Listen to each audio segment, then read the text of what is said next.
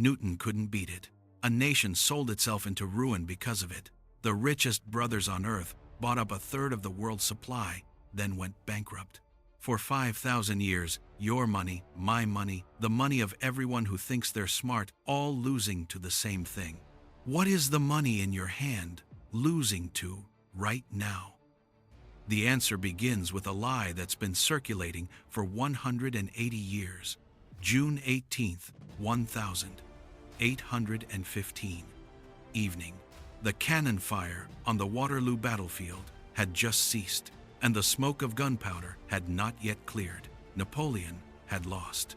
But in the following 180 years, the biggest winner of this war was forcibly molded into a myth by all of humanity.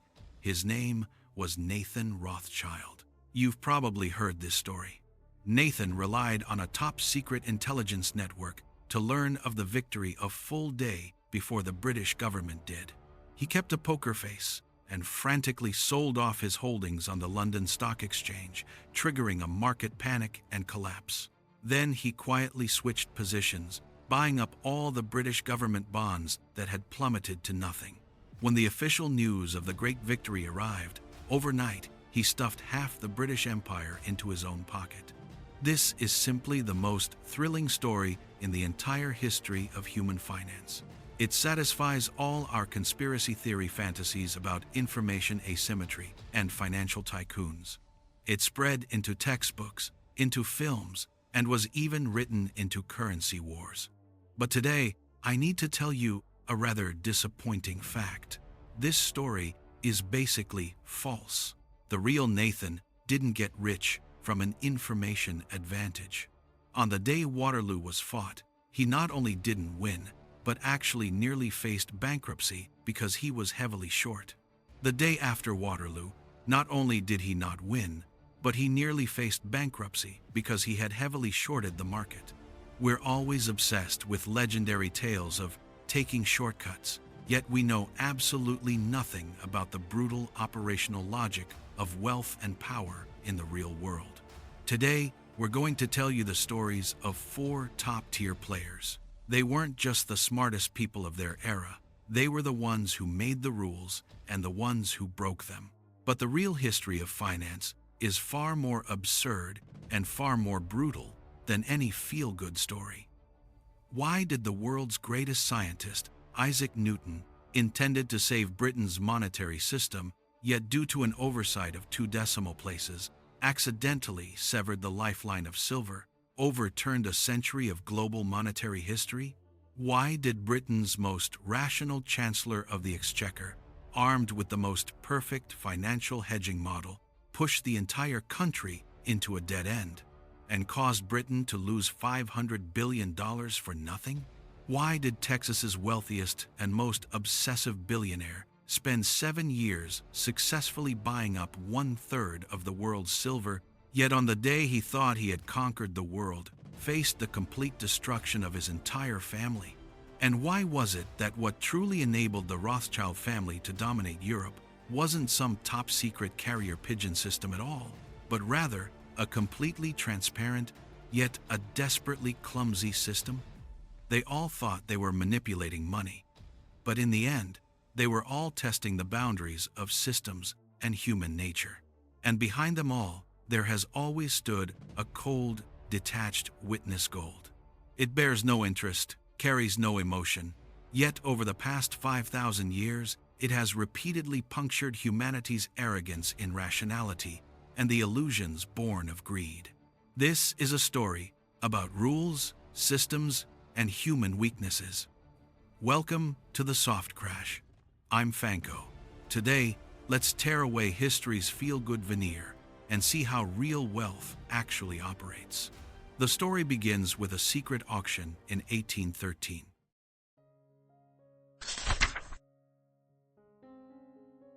On a winter day in 1813, London, inside the auction hall of the East India Company, voices filled the air.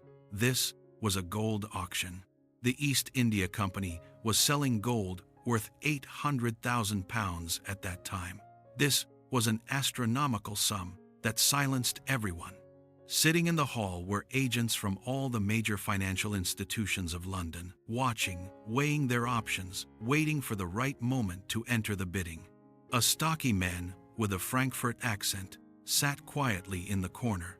As soon as the auction began, he raised his hand, then kept raising his hand, and then he bought the entire lot of gold. This man's name was Nathan Mayer Rothschild. He later said, "I knew the Duke of Wellington would certainly need this gold. When the government came to me, they didn't know how to transport it to Portugal. I took care of it. I shipped it from France. It was the best deal I ever made." This wasn't boasting. It was the truth. To understand what kind of deal this was, we need to take a step back and look at what a chaotic battlefield Europe was in 1813. Britain's dilemma was where to send the money. During those 10-plus years, when Napoleon swept across the European continent, Britain played a very unique role. It wasn't the country that sent the most troops. Russia, Prussia, Austria, these continental powers' armies were the ones doing the real fighting and dying on the front lines. Britain's army wasn't the largest, but there was one thing without which this war absolutely couldn't be fought: money. Britain was the biggest financier of the entire anti-French coalition.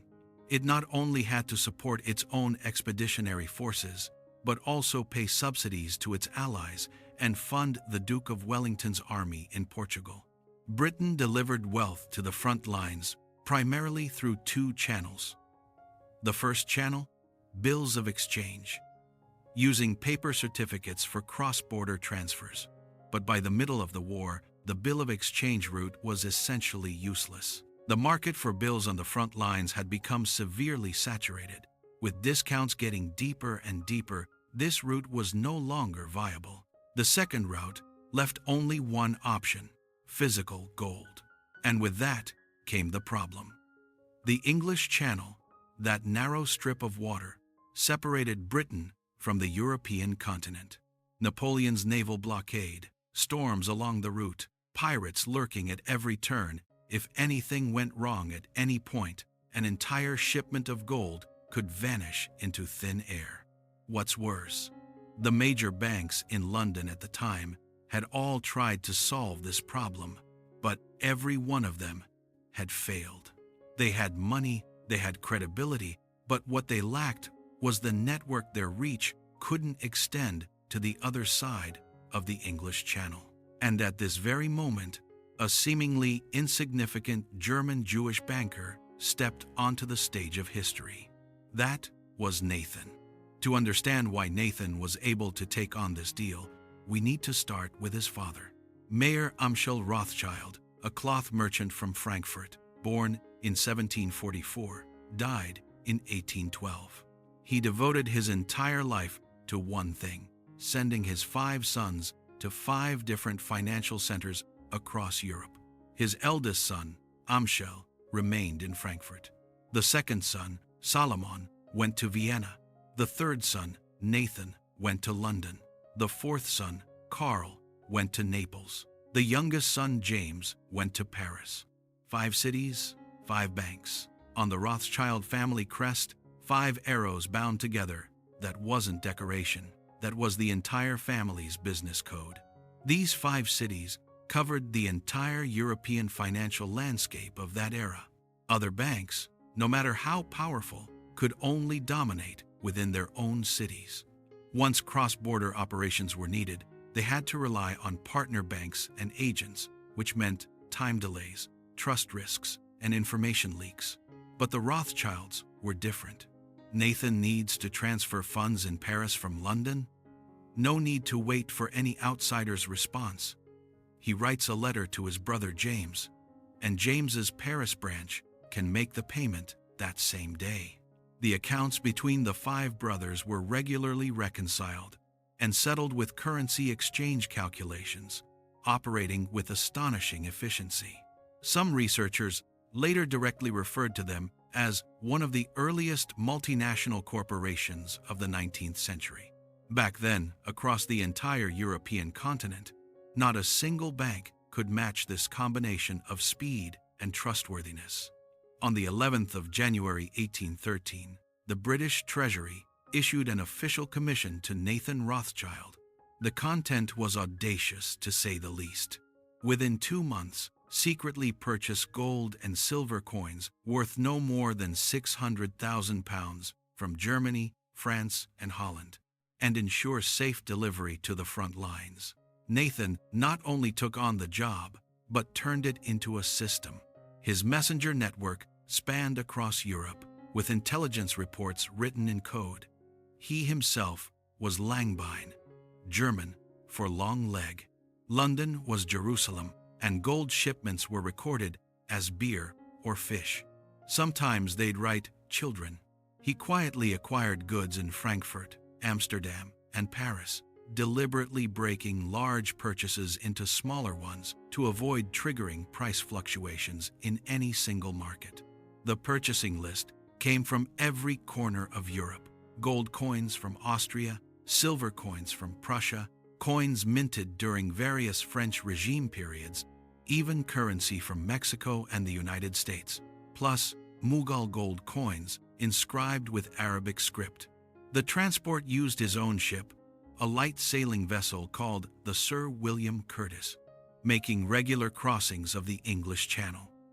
Sometimes inspected by customs, sometimes battered by storms. But the ship completed its mission time and time again. The route was carefully designed, departing from the Dutch port of Hellevoetsluis, bypassing France's frontal blockade, and delivering directly to the Franco-Spanish border, where Wellington's army was stationed. Harries, chief commissary of the British Treasury, later said, "I know him well, and in carrying out my official duties, I received tremendous assistance from him. I can safely assert that during his time serving as the government's agent, he was the most capable, most skilled, most upright, and most generous." Since 1813, the war financing that Nathan orchestrated for the British government grew larger and larger. By 1815, the gold and silver he had provided to the British government under his name totaled over £2.13 million. And during 1814 and 1815 alone, the total war funds Rothschild transferred to Britain through this channel, as Harries later confirmed, amounted to a full £18 million. £18 million. In 1815, this was a truly astronomical figure. To secure this deal, Nathan staked the family's entire credit on the line. Properties, deposits, everything that could be liquidated. In the parlance of the time, he stretched the Rothschild family's credit to the absolute limit. This meant that if Britain lost the war, the Rothschild family could very well go bankrupt. They had wagered their entire fortune on Britain winning this war. June 18th, 1815. Waterloo. Napoleon was defeated within a single day. Nathan didn't feel any joy. Not because the news came too slowly, but because his position was betting on the war continuing. Nathan's logic was simple. The longer the war dragged on, the more valuable gold became, and the better his position looked. So the ideal outcome for him was Britain wins, but takes its time doing it. But Waterloo ended too quickly. When the battle was over, the wartime premium on gold vanished with it, and the massive gold reserves Nathan had stockpiled suddenly became a hot potato. Ferguson, a later historian, wrote in his biography that the Rothschild family almost teetered on the brink of bankruptcy after the war, not actual bankruptcy. It was more that their high-leverage, heavily positioned strategy had suddenly lost its operational foundation. That legendary tale of getting rich at Waterloo through an information advantage makes no sense when you look at it from this angle. The real situation was a different transaction altogether. With the war over, Britain needed to rebuild. Rebuilding meant stable finances, which meant government bond prices would recover from their wartime lows. Nathan saw the logic. Without saying a word, he he bought British long-term government bonds on a massive scale at around 62% of face value. His brothers repeatedly urged him to sell, but he remained unmoved. In November 1817, he began selling at the price of 82.75. He began selling, with gains exceeding 40%. This single transaction alone netted over £130,000 in profit. The London Courier at the time had already recorded in July 1815 that Nathan carried out massive purchases of government bonds. The market saw it, but no one understood what he saw.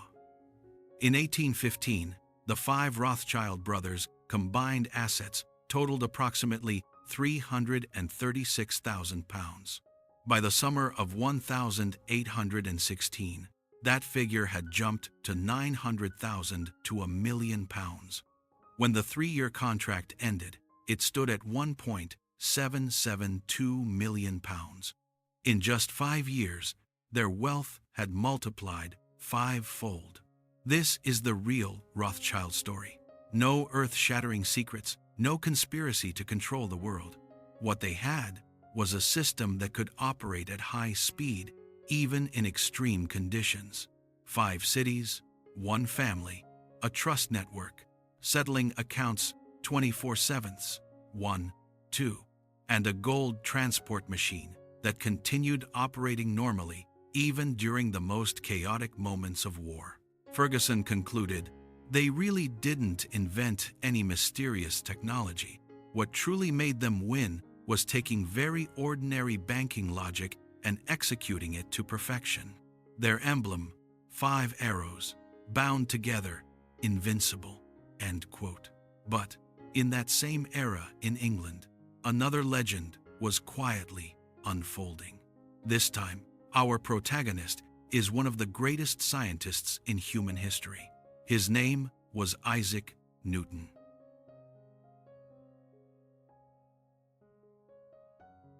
In 1696, at Cambridge University, Newton had just turned 53 years old. He was already the Lucasian Professor of Mathematics, one of the most prestigious titles in European academia at the time. And 300 years later, Stephen Hawking would also hold this chair. In that ancient classroom, sometimes this scene would unfold. Newton would walk in and look around. In the seats, no students, or perhaps just 2 or 3 huddled in the corner, looking utterly lost. He bowed and began his lecture. 45 minutes, delivered in one breath: calculus, universal gravitation, optics, then another bow, and he turned to leave. No one listening? That was fine. It was his statutory duty, so he had to finish the lecture. This wasn't Newton's problem. It was that what he taught exceeded the boundaries of what most students at the time could comprehend. Of course, these were all minor matters. In 1687, his Mathematical Principles of Natural Philosophy had been published, a book that made his name known throughout all of Europe. The optical disputes with Hooke, the battle over the invention of calculus with Leibniz, in these controversies, he never backed down. He was even judged by later generations as narrow-minded and dogmatic. But Newton himself knew clearly what he wanted wasn't just academic reputation. He wanted power. He wanted higher social status. He wanted more money. At this moment, someone appeared. Charles Montagu, Newton's student at Trinity College, Cambridge, who later became his close friend. Montagu was a natural-born political animal who rose through the ranks, eventually becoming Chancellor of the Exchequer and being elevated to an earldom. He knew Newton had extraordinary abilities in experimentation and precision calculations, so he came knocking. "Old friend, come to London. I've got a job for you." In March 1696, Newton accepted the appointment and became Warden of the Royal Mint. This was a turning point in his life. At that time, Britain was going through a currency crisis. The silver coins circulating on the streets, a large number of them were clipped coins.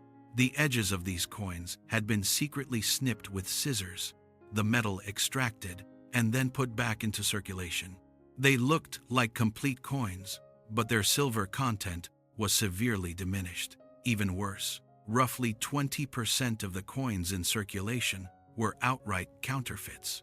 The entire British monetary system was on the verge of collapse. There was only one solution: recall all the old coins and recast new ones.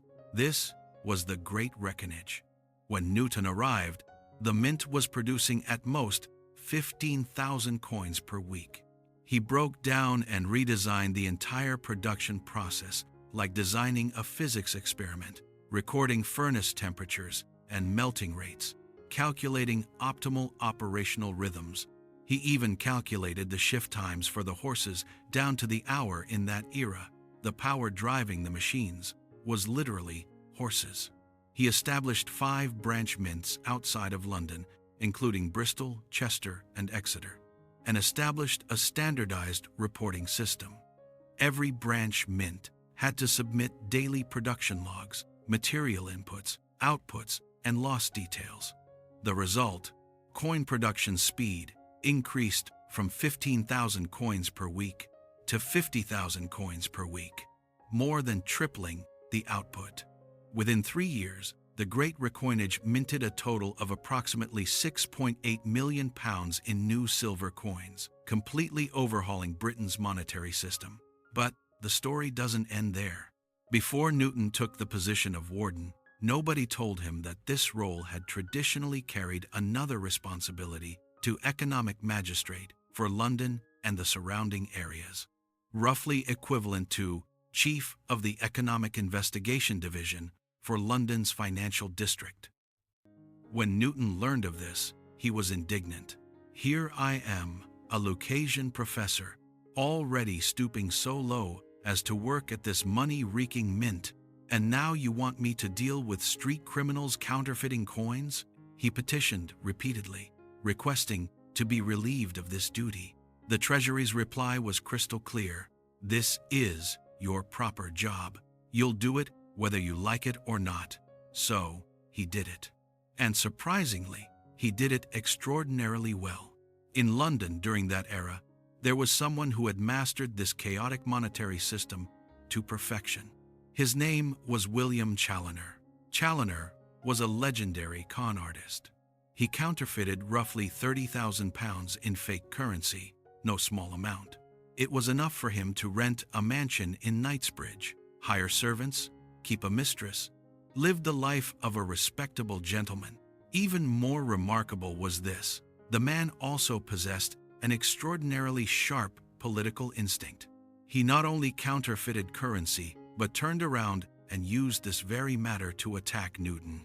He submitted a petition to Parliament, elaborately accusing the Royal Mint of corruption, claiming Newton's management was incompetent, and implying that if they just let him, Challoner, serve as a management consultant, all problems would be solved in no time. This was an operation of extreme audacity. I counterfeit your currency, and then I say, you're managing it poorly. Newton saw this petition.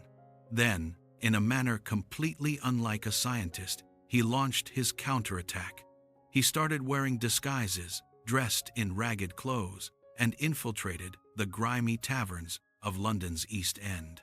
He bribed informants and built an intelligence network in the slums. He identified moles close to Challoner and gradually gathered testimonies piece by piece. He organized every piece of evidence to meet the court's standards, making it bulletproof.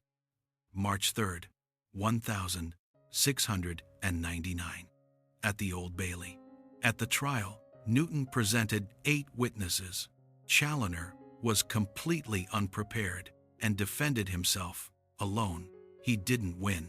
On March 22nd, 1699, William Challoner was dragged to Tyburn and executed. This was just the most famous case among them.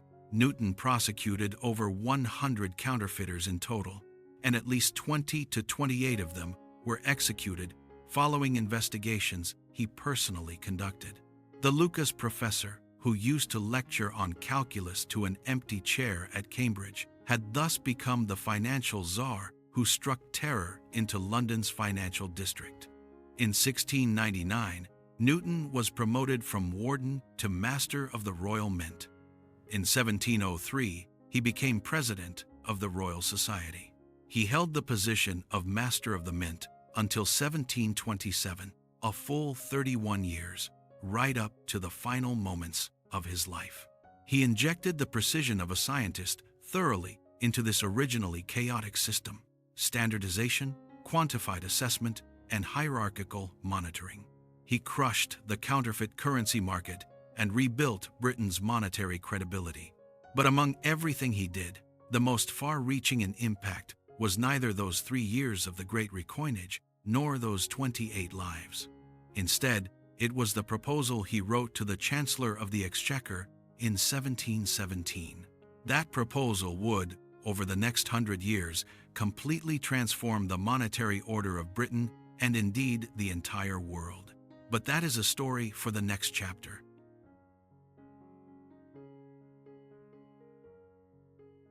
Autumn of 1717, London.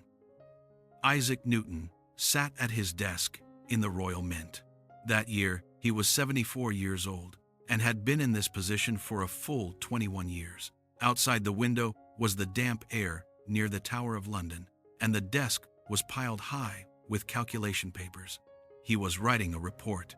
The subject of this report sounded rather dry: how the exchange ratio between British gold and silver coins should be adjusted. No political intrigue, no financial warfare. Just a technical document filled with dense numbers and one crucial recommendation. But it was this very report that, over the next 100 years, quietly turned the entire world's monetary order completely upside down. Not because Newton got it wrong, but because he got it right, only nobody listened to the whole thing. To understand all of this, we first need to understand what problem Britain was facing in 1717. Britain, at that time, had 2 types of currency circulating in parallel. One type was gold coins, the most important being the guinea.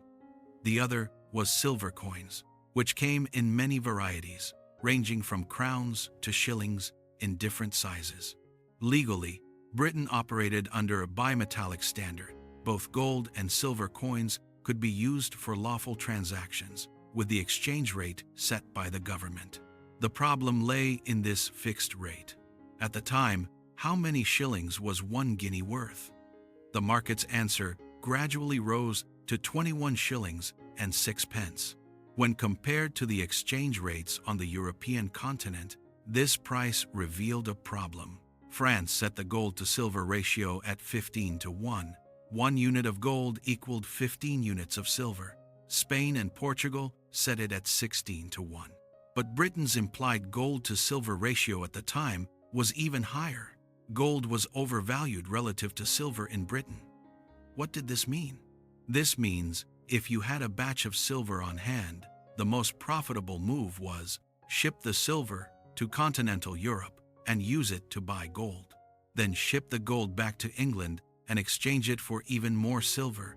Repeat this process over and over, steadily profiting from the exchange rate difference. Any shrewd merchant could see this arbitrage opportunity. The result was Britain's silver began to systematically flow out of the country. Silver couldn't be kept. Gold, on the other hand, kept accumulating. Newton saw this problem. On the 21st of September 1717, Newton submitted his report to the Treasury Commissioners. In his report, he precisely calculated the gold-to-silver ratios across European nations at that time: France at 15:1, Spain and Portugal at 16:1, China and Japan even lower, approximately 9-10:1. His recommendation was simple: reduce the official price of the gold guinea from 21 shillings 6 pence to 21 shillings, a reduction of 6 pence. Newton's logic was this: lower it by 1 step first, then make further adjustments. until Britain's gold-to-silver ratio aligned with that of continental Europe. Only in this way could silver be retained, and the bimetallic standard could truly function. This was a rational, step-by-step, technical proposal. Parliament reviewed this report. On December 21, 1717, King George I issued a royal proclamation. No one was permitted to exchange a single gold guinea for more than 21 shillings. Not 6 pence, done. But what about the next adjustment Newton mentioned? Nothing. Parliament discussed it briefly, felt it was too complex, too troublesome, and left it at that. It was this oversight that changed history. After the 6 pence adjustment, Britain's gold-to-silver ratio settled at 15.21 to 1. 15.21. Not 16, not 15. France was at 15, just a tiny bit lower than Britain, a gap of merely 0.21. But it was precisely this. 0.21 created a massive arbitrage opportunity. Merchants quickly discovered. In France, you could exchange 15 parts silver for 1 part gold. Taking this gold back to England, you could exchange it for 15.21 portions of silver. That's a free gain of 0.21 portions of silver. The margin wasn't huge, but it couldn't withstand the sheer volume. Before long, full-weight silver coins circulating within England began to disappear on a massive scale. They weren't being hoarded by people. They were melted down, turned into silver bullion, and exported to France, then exchanged for gold to bring back. There's a principle in economics called Gresham's law. Bad money drives out good. When two currencies circulate simultaneously, people tend to spend the inferior one and hoard the superior one. In 1717 Britain, a variation of this law emerged. Silver was more profitable to export than gold, so silver left Britain. Yet Newton had written that report precisely to keep silver in the country. In the end, after half of it was cut, it produced the completely opposite effect. This is one of the most exquisite butterfly effects in history. A report intended to protect the silver standard ultimately announced the death of the silver standard. Later historians wrote, "There is no evidence to suggest that skipping the subsequent steps was intentional. It was clearly an oversight, and that proclamation, meant to protect the silver dollar, instead became the final nail in its coffin." What followed unfolded naturally. Silver became increasingly scarce. Gold became increasingly abundant. Britain was, in reality, already operating a monetary system centered on gold. In 1798, Britain officially ceased the free coinage of silver. In 1816, the Coinage Act was passed.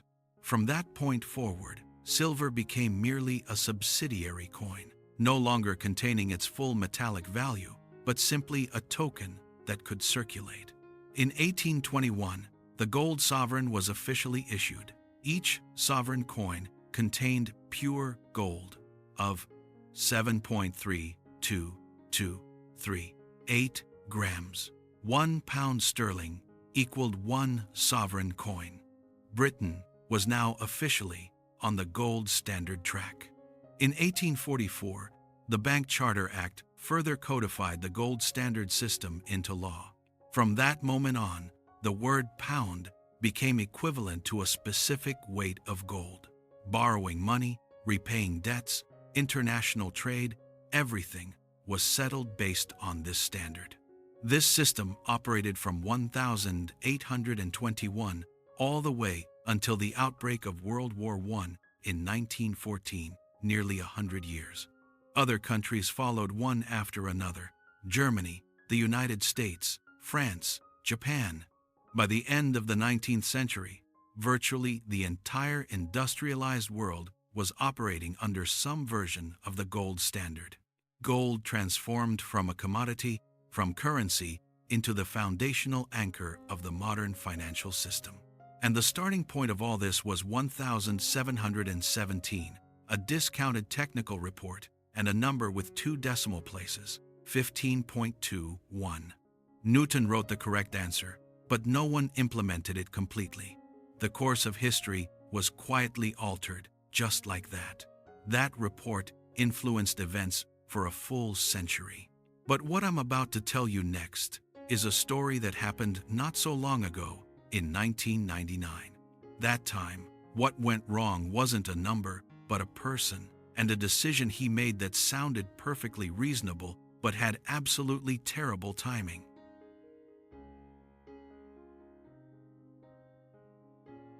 May 7th, 1999.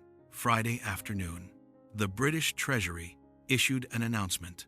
The timing was carefully chosen. Friday afternoon, just before market close, pushing media coverage into the weekend.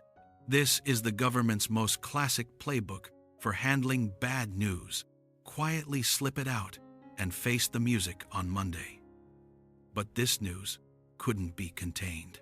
Because the content was too shocking, Britain was selling gold. A massive sale, nearly half of the nation's reserves. And the moment the news broke, financial markets erupted. The man who issued this order was named Gordon Brown.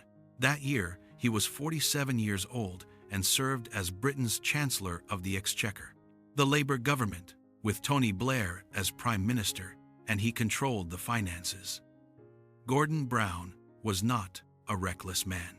He was Scottish, studious from a young age, and entered the University of Edinburgh at 16, later earning a PhD in history. His character embodied a quintessentially Scottish prudence. Everything needed a reason, had to be clearly articulated, and had to withstand logical scrutiny. He had a complete set of reasons for this gold sale. Gold pays no interest. That was the core argument. In 1999, UK government bond yields were between 5% and 6%. Britain's gold reserves stood at approximately 715 tons, making up about 50% of its foreign exchange reserves. This gold sat in the basement, earning not a penny in interest. If it were converted into US Treasury bonds, that would mean several £100 million more in interest income per year.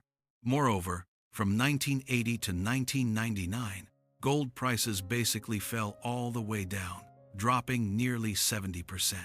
A 20-year bear market. Brown and his team saw a model showing that reducing the gold allocation from 50% to 20% could lower the portfolio's volatility by 20%. The IMF was also advising central banks to reduce their gold holdings. The logic seemed sound. But there was one person who clearly opposed it. His name was Eddie George, then governor of the Bank of England. George was 18 years older than Brown and had spent decades navigating the British financial system. He had an instinctive intuition about gold that came from decades of experience. He told the Treasury, "Don't do this." He had 3 reasons. First, don't show your hand. Publicly announcing a large-scale sale is like telling the market in advance, over the next 6 months, Britain is going to keep dumping gold non-stop. Anyone could short before the auction and wait to profit off Britain. Second, the timing was wrong. Gold was at a 20-year low. This wasn't the time to sell. Third, the scale was too large. Selling such a massive amount of gold all at once would leave permanent downward pressure on the market price. George later said in an interview, "This sale was not something we at the Bank of England had recommended. We didn't think it was a good idea to sell such a large quantity of gold all at once." He used a word to describe the situation at the time. They were outgunned. But the Treasury had the final say. The Treasury decided to sell. The timing of this decision was absolutely absurd. We told them right then and there, if you do this, you'll crush the gold price before the auction even begins. On the afternoon of Friday, May 7th, 1999, the announcement was made. The announcement stated Britain would sell approximately 415 tons of gold, roughly half of Britain's reserves. The very moment the announcement was released, gold prices began to fall. Before the announcement, $282.40 per ounce. In the weeks following the announcement, gold prices slid all the way down. July 6th, 1999. The first auction opened. On that day, the price of gold had already fallen to between $252 and $260, down from $282, a full 10% drop. On July 20th, the price of gold hit the absolute bottom of this downturn, $252.80 per ounce. This was gold's lowest price in 20 years. Brown announced he would sell gold, and then the gold price fell below a 20-year low. The auction began within this price range. From July 1999 to March 2002, the Bank of England, on behalf of the Treasury, held a total of 17 public auctions, one every 2 months. Each auction sold approximately 25 tons. The total amount actually sold was 395 tons, about 12.7 million ounces. The final average transaction price was $274.9 per ounce. Total revenue, approximately $3.5 billion, or about 1.9 billion pounds. According to Brown's plan, this money was divided into 3 parts to purchase foreign government bonds. 40% converted into dollar-denominated bonds, 40% converted into euro-denominated bonds, 20% into Japanese yen bonds. The 40% in euros triggered additional controversy. Britain clearly hadn't joined the Eurozone, yet was actively allocating such a large proportion of euro assets. Many believed this was Brown using the situation to send a political signal to Europe. Brown denied it. The auction was completed smoothly.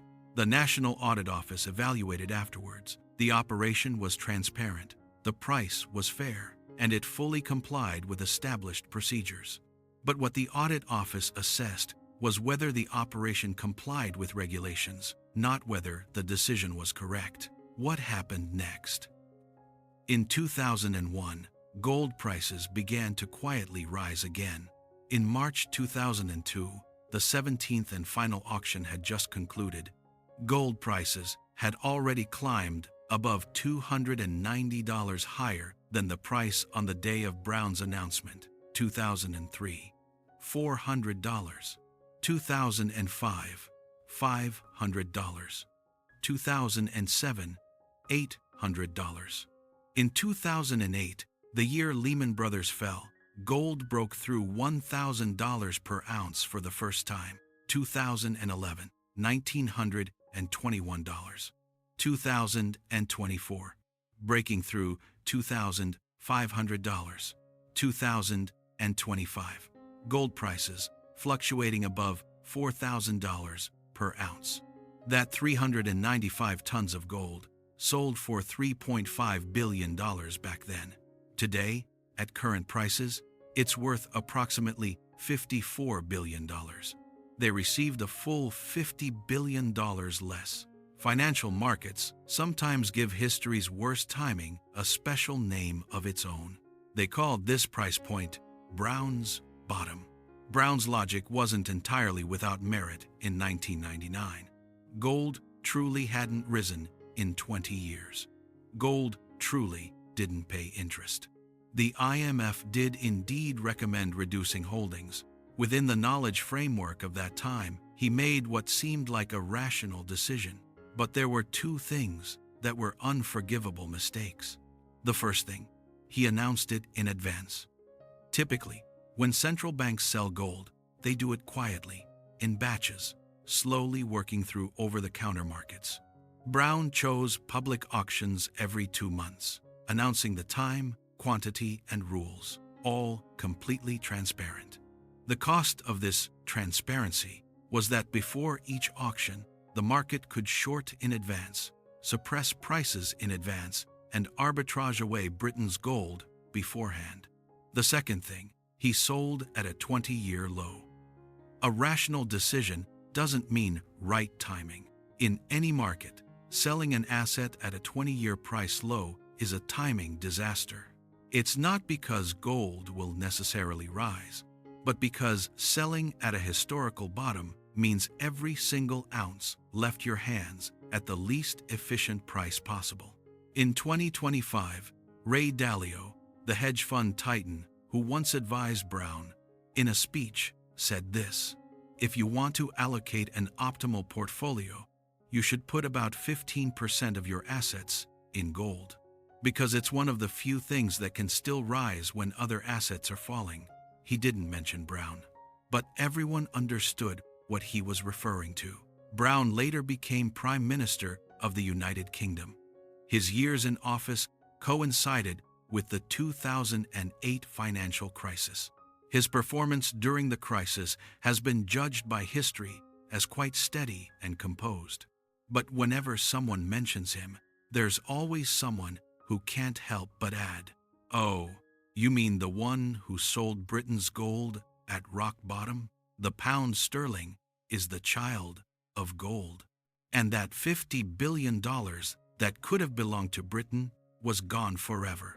But the story of gold wasn't over yet. Next, it would pass from a nation's Chancellor of the Exchequer into the hands of another group of people. These people were oil tycoons from Texas. They weren't buying gold. What they wanted to buy was silver. They would buy up 1/3 of the world's silver.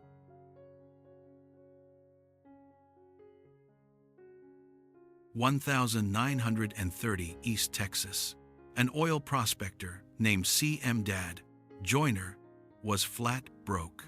He had a piece of land, 4,000 acres, might have oil, might have nothing at all. He couldn't afford to gamble anymore, decided to sell the land. The buyer was a man named Haroldson Lafayette Hunt. He didn't talk much, but he knew oil fields. He saw something underground that others couldn't see. He paid $30,000 and bought those 4,000 acres. Beneath that land was the East Texas oil field, one of the largest known onshore oil fields of the 20th century. H.L. Hunt, from that day forward, became extraordinarily wealthy. He had 15 children from 3 marriages, 2 of which were secret. When he died in 1974, he left behind a massive fortune. His sons each had their own destinies. The second son, Nelson Bunker Hunt, born in 1926, was famous among that generation of Americans as a gold skeptic. He grew up following his father around, witnessing firsthand how paper money was printed and then how it lost value through inflation. He fundamentally distrusted the whole idea of keeping money in the bank. The third son, William Herbert Hunt, born in 1929, was Bunker's most important ally. Bunker Hunt had a view that he would tell anyone he met, "Any fool knows that paper money will eventually become worthless paper." In 1971, Nixon announced the decoupling of the dollar from gold. The Bretton Woods system collapsed right then and there. In Bunker Hunt's view, this was the beginning of the doomsday he had been predicting for years. But there was a problem. American law at the time restricted private individuals from holding large quantities of gold. So, what to do? The answer was silver. Silver was an industrial raw material used in photography, electronics, and medicine. Global annual production was approximately 270 million ounces, but market demand kept increasing year after year, and supply couldn't keep up. More importantly, there were no laws prohibiting large-scale hoarding of silver. In the early 1970s, silver was trading at less than $2 per ounce. Bunker and Herbert started buying, quietly buying in massive quantities. But the two brothers alone didn't have enough firepower.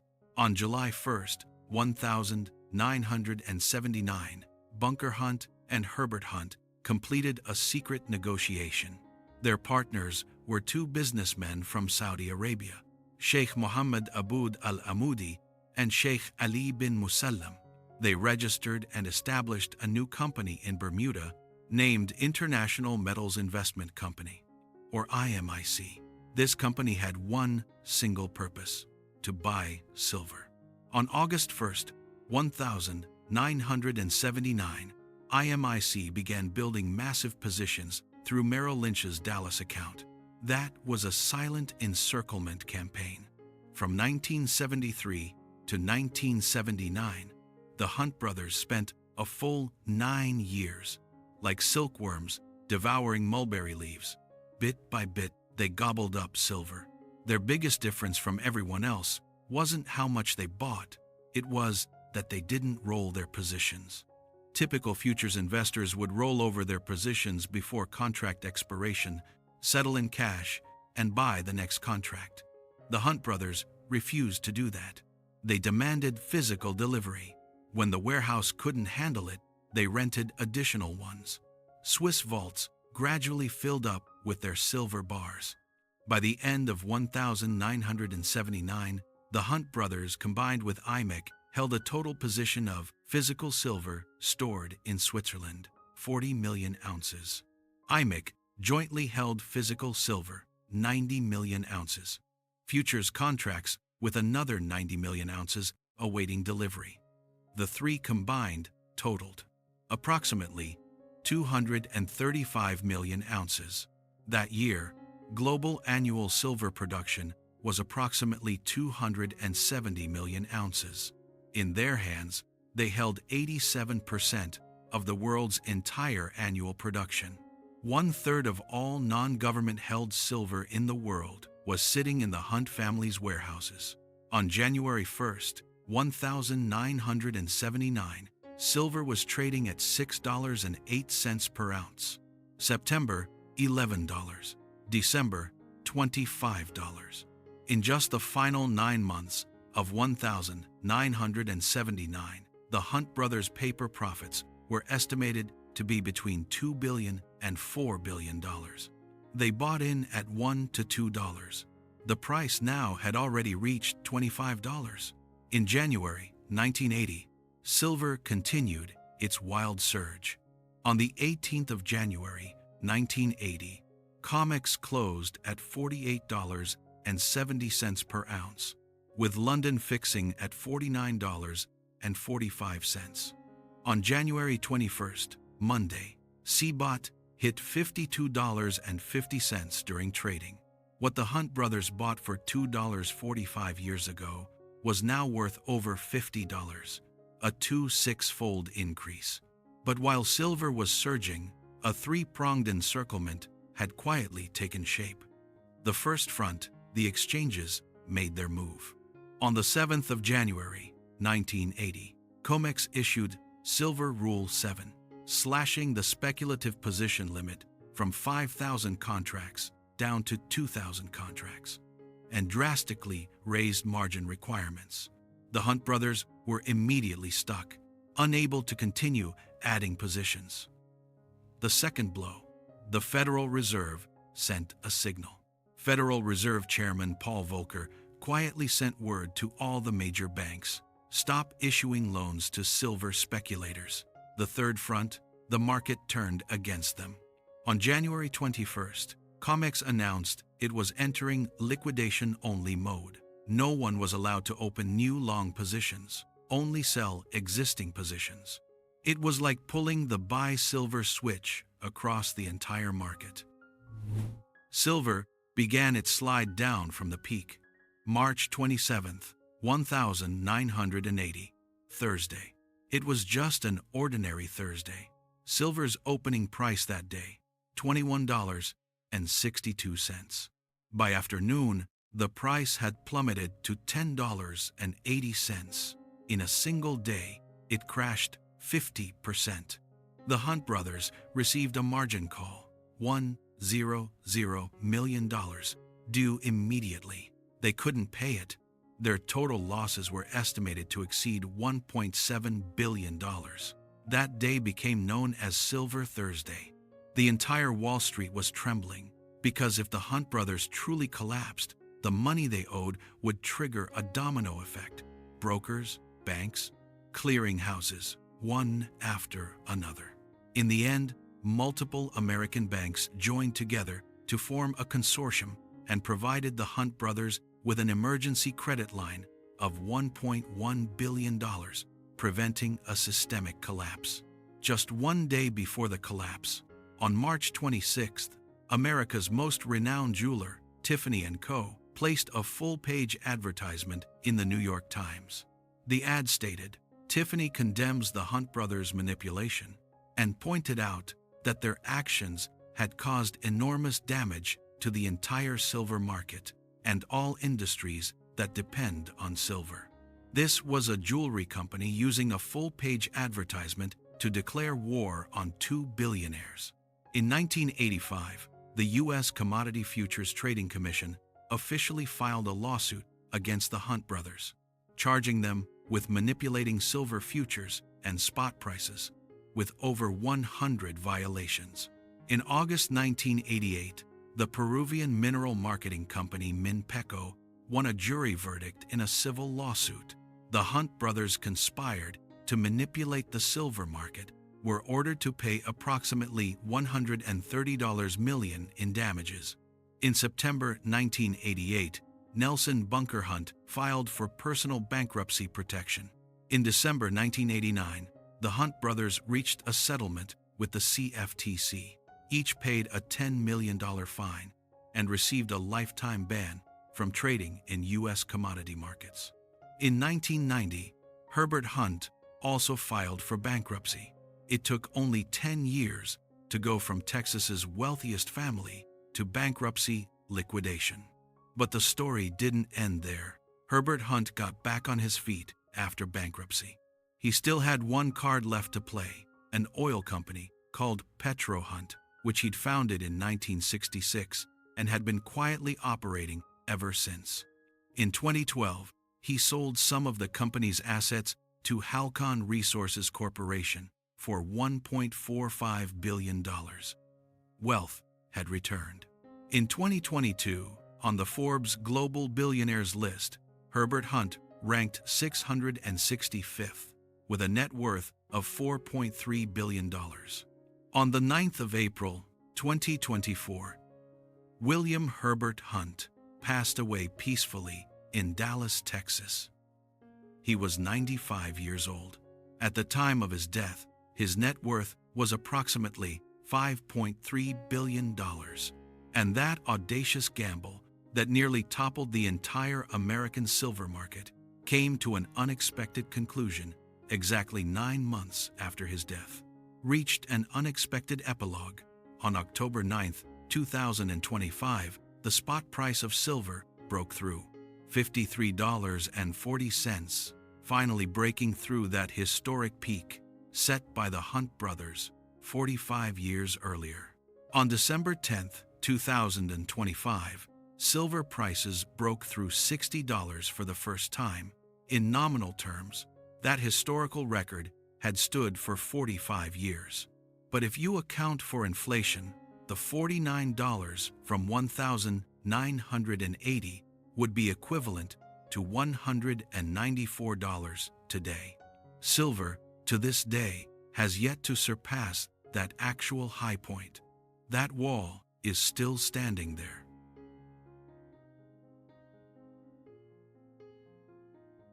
Let's go back to the question we started with.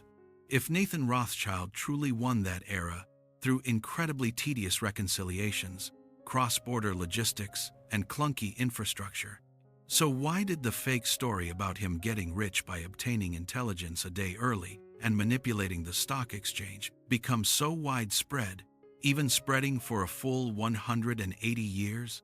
The answer is actually quite brutal, because compared to the truth, all of humanity subconsciously prefers to believe the lie. The real code to wealth is too heavy a burden. It required a 5-generation strategic layout, absolute trust spanning 5 countries, constantly running ships through the war-torn English Channel.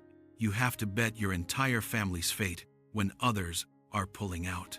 Facing this suffocating, systematic, crushing force, ordinary people would feel profound despair. So, we need that fantasy myth about information asymmetry. We need to believe that there exists such a shortcut in this world, as long as I'm lucky enough. As long as I've mastered a secret that others don't know, I can turn everything around in a single day through speculation and put the entire empire in my pocket. The legend of Waterloo wasn't some Rothschild family conspiracy at all. It was humanity's deepest, most hidden desire to get something for nothing. This is why we're bringing together the stories of these 4 top players today.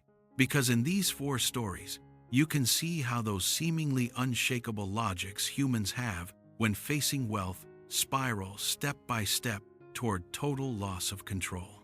In Newton's story, we see the tragedy of absolute precision. This brightest mind in human history provided the most perfect formula, attempting to use scientific rigor to rescue Britain's currency. But while he could calculate the orbital paths of celestial bodies, he couldn't calculate the evasiveness and stupidity of politicians.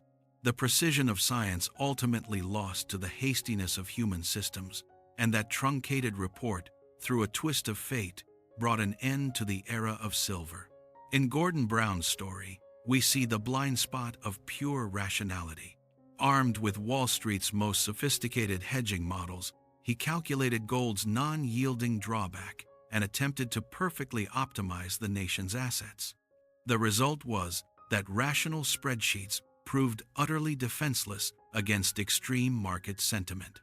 The most correct logic, due to the worst arrogance and timing, ended up evaporating $500 billion. In the story of the Hunt brothers, we witness the backlash of capital power. They thought that as long as they had enough money and bought up a third of the world's physical silver, they could rise above the rules. When they grew big enough to devour the entire table, the house simply flipped the board and changed the rules, crushing them at the peak of history. In this casino called finance, great scientists, powerful politicians who held sway over entire nations, and tycoons wealthy enough to rival countries stepped onto the stage one after another with their prized formulas. They took the stage with their prized formulas, models, and capital, each convinced they had discovered the ultimate code to tame wealth. But in the end, they all became footnotes, validating the same simple truth. And there was only one thing that remained seated across the table the entire time, silent and watchful, observing everything with cold eyes gold. In this world, no other asset has endured as much contempt as gold has. Every generation of financial elites mocks it. It's cumbersome, it's outdated, it doesn't drive technological innovation, and most damning of all, it doesn't generate any interest.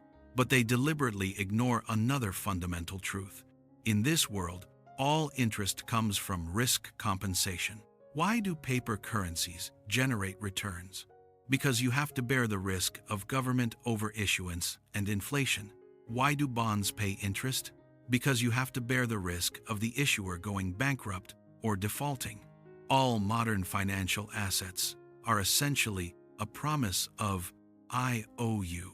But gold pays no interest because it owes you nothing. It needs no one's promise, no sovereign credit to back it up. It promises no future because it itself is absolute value. In 2024, as the global debt snowball rolls to astronomical numbers, as the once rock-solid credit system begins to show hidden cracks, China, India, Poland, central banks around the world are all doing the same thing, quietly stockpiling gold at record-breaking speeds. This is a spectacle unseen in 50 years. Those who understand the rules best are quietly converting paper promises into heavy, interest-free metal. Ray Dalio says, "Today's world bears a striking resemblance to the 1970s. That was the eve when the Hunt brothers began their frenzied buying spree, right before gold skyrocketed 24-fold over the course of a decade. It's not actually gold that's skyrocketing, it's paper money that's burning. For 5,000 years, from the marketplaces of ancient Babylon to the ruins of Rome, from the gunpowder smoke of Waterloo to the server rooms of Wall Street, humanity has cycled through countless currencies and weathered countless technological explosions, convinced we'd built an infinitely complex financial civilization. But whenever the carnival ends, when bubbles burst, when all those complex formulas fail, when all those sacred promises turn to worthless paper, people always climb out from the ruins, dust themselves off, and once again turn toward that ancient, golden, eternally silent metal. Gold never judges who is good or who is bad.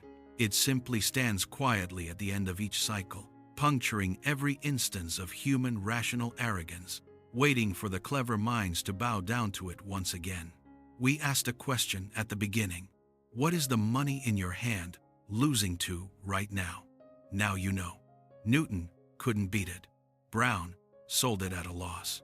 The Hunt brothers cornered a third of the global supply, then went bankrupt. Before gold, everyone is equal. But is this equality actually good news or bad news? If even Newton's brilliant mind wasn't enough, Brown's power didn't work, and Hunter's money was completely useless, then doesn't this equality mean? Does it mean, in the face of what truly matters, everything you take pride in counts for nothing? And that is the story of gold. Thank you for watching. This is the Soft Crash, and I'm Fanko. Feel free to share in the comments. Gold makes everyone equal. Do you think this is good news or bad news? See you next time.